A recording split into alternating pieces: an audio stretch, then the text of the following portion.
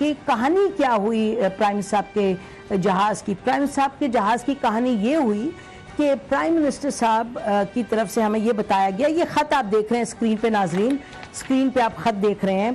Prime minister साहब के हवाले से एक मिनिस्ट्री ऑफ फॉरेन अफेयर्स ने को ख़त लिखा गया नाजरीन।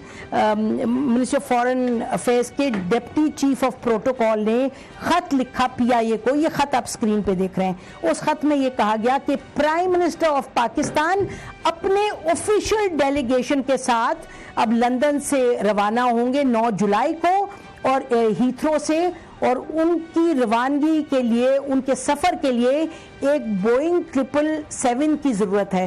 तो ये आप बोइंग 777 मुहैया करें। फिर कहानी ये हुई कि जब PIA को ख़त मिला नाजरीन, तो PIA ने फिर ये किया कि उन्होंने जो वहाँ से टोरंटो से फ़्लाइट आ रही थी 8 जुलाई को जब शाम को टोरंटो से फ़्लाइट यहाँ पहुँची इस्लामाबाद, उसको फिर यहाँ से भेजा कराची में कोई उसकी 3-4 घंटे सफाई हुई। फिर रात के 12:30 के करीब वहाँ से कराची से फ़्लाइट रवाना हुई। और ये जो कहा जा रहा है ना कि नाज़रीन उसके जहाज़ के सीटें उखेड़ी गई और उसमें बिस्तर लगाए गए, ये बिल्कुल गलत है। वो जहाज़ वैसे ही गया जैसे था, टाइम भी नहीं था कि उसमें सीटें आगे पीछे खींची जाती हो या उसमें कोई बिस्तर लगाया जाता प्राइम मिनिस्टर साहब की आराम के लिए।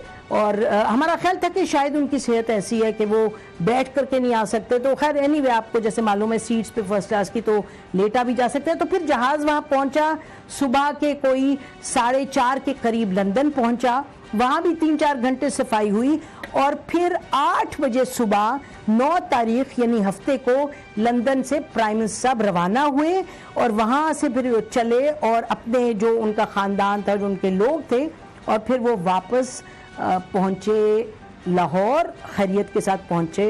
वेरी नाइस, अल्लाह का शुक्र है। लेकिन सवाल ये है कि क्या प्राइम मिनिस्टर साहब को इस जहाज़ की ज़रूरत थी 777? और ये आपने देखा कि ये एक्सप्लेनेशन आई PM हाउस की तरफ से कि जी कैंप, जो प्राइम मिनिस्टर का कैंप ऑफिस था, हम तो कहेंगे भाई कैंप ऑफिस में वो कह रहे जी 20 लोग थे, तो 20 लोग एक आम जहाज़ में बैठ कर के आ सकते थे। प्राइम मिनिस्टर साहब खुद फर्स्ट क्लास की जो पूरा बुक कर लेते फर्स्ट क्लास। अब पूरा का पूरा जहाज़ जो है अपने लिए अपने नाम लिखवाना, और इसका जो बिल है ये भी याद रहे, इसका जो बिल है वो अकॉर्डिंग टू रूल्स वो फॉरेन ऑफिस को पे करना होता है, बिकॉज इसको कैटेगराइज किया, अगर फॉरेन ऑफिस का खत किया PIA को तो ये कैटेगराइज किया गया एज एन ऑफिशियल ट्रिप। और मरियम नवाज साहिबा ने, आपको याद होगा कि पहले ये अपनी एक ट्वीट में लिखा था कि ये जो खर्चा है तमाम ये ख़ानदान ही देगा, ये ऑफिशियल कोई एक्सचेकर से नहीं जाएगा। लेकिन बहरहाल ये जो जहाज़ है बोइंग 777, ये तो ख़ानदान का जहाज़ नहीं है, ये तो स्टेट का जहाज़